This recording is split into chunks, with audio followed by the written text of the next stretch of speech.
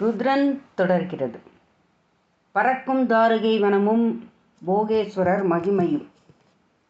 சவுனகாதி முனிவர்களே, ஒரு காலத்தில் தாருகை என்ற அரக்க மங்கை ஒருத்தி பார்வதி தேவியை பூஜித்து தேவியால் பெரு வலிமை பெற்று கர்வத்துடன் வாழ்ந்து வந்தாள்.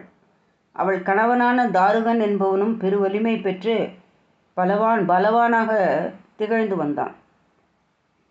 அவன் பல அசுரர்களுடன் சேர்ந்து கொண்டு பல இடங்களிலும் போர் செய்து வெற்றி பெற்று யாகங்களையும் தர்மங்களையும் அழித்து கொண்டிருந்தான். அவன் மனைவி தாருகைக்கு மேலை கடற்கரையில் 16 யோசனை பரப்பளவுடைய வனமே வாசத்தலமாக இருந்தது.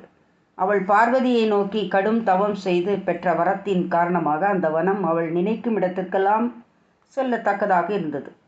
ஆகையால் அந்த தாருகை ஓடும் இடம் எல்லாம் அந்த வனமும் அதில் உள்ள விருஷங்கள், தடாகங்கள், மாட மாளிகைகள், அசுரர்கள், அவரது குடும்பங்கள் முதலிய யாவையும் உடன் கொண்டு செல்லத்தக்கதாக இருந்தது.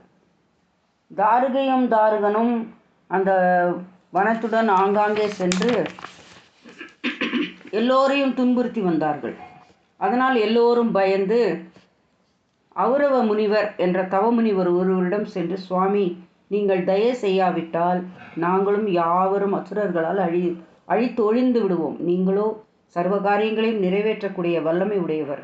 நீங்கள் விழித்து பார்த்தாலே எல்லோரும் ஓடிப்போய் விடுவார்கள். இல்லாவிட்டால் சாம்பல் அவர்கள். தங்களிடத்தில் சிவ தேஜஸ் பிரகாசிக்கிறது. தங்களை சரண அடைந்தவர்களுக்கு நாங்கள் சந்திரனைப் போல சுகம் கொடுப்பவர் என்று பற்பலவாய் துதித்து போற்றினார்கள். ஔரவ முனிவர் அடுத்தவரை காப்பாற்றும் பண்புடையவராக இருந்ததால் நீங்கள் எதற்கும் அஞ்ச வேண்டாம் என்று சொல்லி ராட்சதர்களுக்கு சாபமிட்டார். ராட்சதர்கள் இனிமேல் இவ்வாறு உலகத்தில் உள்ள உயிரினங்களை துன்புறுத்தினாலும், தர்மங்களை அழித்தாலும், யாகங்களை சிதைத்தாலும் அவர்கள் உடனே மரணம் அடைவார்கள் என்பது அந்த சாபம். இவ்விதமாக ஔரவ முனிவர் அரக்கர்களை சபித்து தம்மை சரணடைந்தவர்களை அனுப்பிவிட்டு மீண்டும் தவம் செய்ய தொடங்கினார். அவ்வசுரர்களுக்கு ஔரவ முனிவர் சாபமிட்டதை அறிந்ததும் தேவர்கள் உற்சாகமடைந்து போருக்கு எழுந்து பயமின்றி அவ்வசுரர்களை எதிர்த்து சண்டையிட்டார்கள். அந்த போரில் அசுரர்கள் பலர் மாண்டு மடிந்தார்கள். பெரும் தோல்வியை கண்டதும் அவர்கள் யோசிக்கலானார்கள்.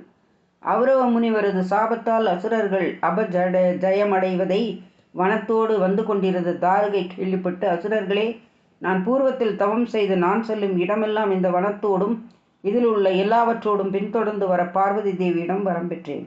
ஆகையால் நமக்கு எந்த வகையிலும் கஷ்டமே வரமாட்டாது. இந்த வனத்தை சலத்திலேயே நிறுத்தி கொண்டு வசித்தால் சிறிதும் கஷ்டமின்றி சுகமாக வாழலாம் என்றாள். அதை கேட்ட அரக்கர்கள் மிகவும் மகிழ்ந்து, நீ மகா புண்ணியவதி, எங்களுக்கு மகாராணியாக உன்னால் நாங்கள் ஔரவ முனிவரின் சாபத்தை ஏற்றிருந்தும் இறந்து போகாமல் காப்பாற்றப்பட்டோம் என்று சொன்னார்கள். அரக்கர்கள் அனைவரும் தாருகையே தங்களை ரட்சிப்பாள் என்று தீர்மானித்து, இந்த வனத்தோடும் இவளோடும் நாம் அப்படியே விரைவாக சென்று எங்கேயாவது சென்று சுகித்திருப்போம் என்று பேசிக்கொண்டிருந்தார்கள். அப்போது தேவர்கள் மீண்டும் போர் செய்ய வந்தார்கள். அமரர்களால் அலைப்புண்டு அசுரர்கள் வருந்தினார்கள். அதை கண்ட தாருகை அந்த வனத்தை சுகமாக இடத்திற்கு கொண்டு செல்ல நினைத்து பார்வதி தேவியை ஜெய ஜெய என்று துதித்தாள். உடனே சிறகுடைய பர்வதம் எவ்வாறு விரைந்து பறக்குமோ அதுபோல அந்த வனமானது அங்கிருந்து மேலே கிளம்பி சமுத்திர மத்தியில் போய் சேர்ந்தது. அதனால் உபவனம், நீர்நிலை, கோட்டை, மாடமாளிகைகள், ஸ்வர்க்கத்தை விட சுகம் கொடுக்கும் உத்தியான வனம் முதலியவற்றுடன் அந்த வனம் வந்து சேர்ந்ததால் அவர்கள் பயமில்லாமல் இருந்தார்கள். அது முதல் ஔரவ முனிவரின் சாபத்துக்கு அஞ்சி பூமிக்கு வராமல் சமுத்திரத்திலேயே வாழ்ந்து வந்தனர். யாராவது மரக்கலங்களில் ஏறி வரக்கண்டால் அவர்களை கொலை செய்வதும் விலங்கிடுவதும் சிறையில் தள்ளுவதுமாக துன்புறுத்தி வந்தார்கள். முன்பு பூமியில் இருக்கும் போது செய்த துன்பங்களைப் போலவே சமுத்திரத்திலும் அகப்பட்டவர்களையும் துன்புறுத்தி வந்தார்கள். இந்நிலையில் வியாபார விஷயமாகவாவது வினோதார்த்தமாகவாவது ஓடம் ஏறி கடலில் எவராவது வரக்கண்டால் அசுரர்கள் தங்கள் மாயையால் கண்ணிற்கு புலப்படாமல் மறைந்து நின்று சமீபித்ததும் அவர்களையெல்லாம் அந்த மார்க்கமாகவே இழுத்து சென்று தங்கள் வனத்தில் பலவாறு துன்புறுத்தி வந்தார்கள்.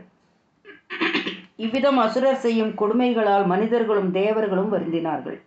அசுரர்களால் சிறையில் அடைக்கப்பட்டவர்களில் சுப்ரியன் என்ற வணிகர் குல உத்தமன் ஒருவன் சிறந்த சிவபக்தனாக இருந்தான். அவன் தன்னுடன் சிறையில் அடைப்பட்டிருந்தவர்களை நோக்கி, அன்பர்களே, நாம் சிவபூஜை செய்யாத வரையில் இத்தகைய துன்பங்களை அனுபவிக்க வேண்டியிருக்கும். நாம் விரைவில் சிவலிங்க அர்ச்சனையை செய்ய துவங்க வேண்டும் என்றார். பிறகு அவன் அவர்களுக்கு சிவ மந்திரங்களை உபதேசித்து பார்த்திவலிங்க பூஜை செய்ய பழக்கி தானும் சிவலிங்க அர்ச்சனை செய்து வந்தான். அவர்களில் சிலர் சிவத்தியானத்தில் இருந்தார்கள். சிலர் மானச பூஜையால் சகல துன்பங்களும் நீங்கியிருந்தார்கள். வைஷ்யன் சுப்ரியனோ பார்த்திவலிங்கத்திற்கு விசேஷ பூஜையை இடைவிடாமல் விதிப்படி செய்து வந்தான். சிவபூஜை செய்ய தெரியாதவருக்கு அந்த பூஜையை முறைப்படி செய்ய கற்றுக் கொடுத்தான். அதனால் சிறையில் இருந்தவர்கள் எல்லோரும் ஸ்ரீ பஞ்சாட்சர மந்திரத்தால் சிவத்தியானத்தில் இருந்தார்கள். சுப்ரியன் என்பவன் சிவப்பிரியனானான். அவன் சிவயோகத்தில் இருக்கும்போது சிவபெருமான் மகிழ்ந்து தன்னை மறந்த நிலையில் இருந்த சுப்ரியனை விழிக்கச் செய்தார். அவர்கள் யாவரும் சிவபூஜை செய்து கொண்டிருந்த காலத்தில் 6 மாதங்கள் ஆகியதால் அசுரன் அவர்கள் என்ன செய்கிறார்கள் என்று அறிந்து வரும்படி சேவர்களை அனுப்பி வைத்தான். அங்கு சிவபெருமான் பிரத்யட்சமாகி இருப்பதை கண்ட சேவகர்கள் விரைந்து சென்று தாருகனிடம் இந்த செய்தியை அறிவித்தார்கள். தாருகன் உடனே சிறைச்சாலைக்கு வந்து சிவப்பிரியனை பார்த்து, நீ எப்படி தியானம் செய்கிறாய்? அதை சத்தியமாக சொல் என்றார். அதற்கு சிவப்பிரியனும் அவனுடன் இருந்தவர்களும் ஒன்றும் சொல்லாமல், நீயே தெரிந்து கொள்ளவாய் என்று சொல்லிவிட்டார்கள். தாருகன் கோபம் கொண்டு அசுரர்களை அழைத்து இவர்கள் எல்லோரையும் கொல்ல வேண்டும் என்று கட்டளையிட்டான். அவன் கட்டளையை ஏற்ற அசுரர்கள் பற்பல ஆயுதங்களை தூக்கி வந்தார்கள். வைசிய சிரேஷ்டனாகிய சிவப்பிரியன் பயம் கொண்டு கண்ணுதல் பெருமானை நினைத்து, சிவபெருமானே அபயம், சங்கரா அபயம், சர்வமும் தானேயானவரே அபயம் என்று தியானித்தான். உடனே பூமியிலிருந்து ஒரு ஆலயம் 4 வாயில்களோடும் தோன்றியது. அதன் மத்தியில் திவ்யம் தேஜோமயமான சிவபெருமானின் திருவுருவம் தோன்றி, நான் உங்களை காக்கிறேன் என்று அபய வார்த்தையை சொல்லி பாசுபதாஸ்திரத்தை கொடுக்கவே சுப்ரியன் அந்த பாசுபதாஸ்திரத்தால் சகல அசுரர்களையும் சங்கரித்து விட்டான். இவ்வாறு அவர்கள் யாவரும் அழிந்த பிறகு அவ்வனத்தில் இனி வர்ணாசிரம தர்மங்கள் செவ்வனே நடைபெறும். ஆசிரமவாசிகள் தத்தமது ஆசிரம ஒழுக்கங்களை நீங்க மாட்டார்கள். துஷ்டர்கள் இங்கிருக்க இடமில்லை என்று சொல்லி கொண்டிருக்கும் போதே அரக்கி தாருகை உமாதேவியை குறித்து ஸ்தோத்திரம் செய்தாள். உடனே பார்வதி தேவி அவள் முன்பு தோன்றி, உனக்கு என்ன வரம் வேண்டும் என்று கேட்டாள். அதற்கு தாருகை, என் வம்சம் அழியாதிருக்க வேண்டும் என்றாள். அதற்கு தேவி, உன் வம்சத்தை காக்கிறேன் என்று வரம் கொடுத்து சிவபெருமானிடம் சென்றாள். அங்கு பார்வதி தேவி சிவபெருமானை நோக்கி, சுவாமி, நான் அசுர வம்சத்தை ரட்சிப்பதாக வரம் கொடுத்து வந்திருக்கேன். தாங்களும் அவர்களை காப்பாற்ற வேண்டும் என்றார். தாங்கள் சொன்ன வார்த்தை அதற்கு பார்வதி தேவி, தாங்கள் சொன்ன வார்த்தை யுகாந்திரத்தில் அவசியம் நிகழுமாக. அதுவரையில் அசுரர்களும் இருக்கவே வேண்டும். அந்த தாமத சிருஷ்டி இல்லாவிட்டால் பிரளயம் உண்டாகாது. அரக்கி தாருகை பலமுள்ளவள். அவளது ஆட்சியில் அசுர விருத்தி உண்டாகட்டும். அவர்கள் இந்த வனத்தில் வசித்திருக்கட்டும் என்றாள். சிவபெருமான் தேவியின் விருப்பம் கைகூடவும் சிறையில் இருந்தவர்களுக்கு தாம் கொடுத்த வரம் சரிவர நடக்கவும் கருதி, நான் இங்கேயே இருந்த அசுரர்களால் தீமைகள் நிகழாதவாறு செய்வேன். மகா சேனராஜன் மகன் வீரசேனன் என்பவன் கலியுகம் முடிந்து கிருத்த யுகம் ஆரம்பமாகும் காலத்தில் என்னை தரிசனம் செய்து என்னை பூஜித்து அதன் பயனாக சக்கரவர்த்தி ஆவான். அவனுக்கு பலவித தர்மங்களை உபதேசித்து விருத்தி செய்ய வேண்டும் என்றார். இவ்வாறு சிவபெருமான் பார்வதியையும் உரையாடிவிட்டு போகேஸ்வரர் என்ற பெயரில் அங்கு சிவபெருமான் எழுந்தருளியிருக்கிறார். இவ்வாறு சூத முனிவர் சொன்னார்.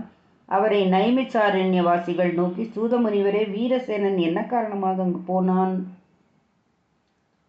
நைஷதம் என்ற பட்டணத்தில் வேந்தர் குலத்தில் மகாசேனராஜனுக்கு புத்திரனாக வீரசேனன் தோன்றி அகண்டமான பார்வதி லிங்க பூஜையை 12 ஆண்டுகள் செய்து சிவபெருமானை தரிசித்து மரத்தால் ஒரு மீனை செய்து அதை ஈயத்தால் அலங்கரித்து அதற்கு மாயாசக்தி உண்டாக்கி கொடுக்கப்பெற்றான். அவனிடம் சிவபெருமான், நீ ஏராளமான மரக்கலங்களுடன் மிலேச்ச சேனையோடு தாருகையின் வனத்திற்கு செல்.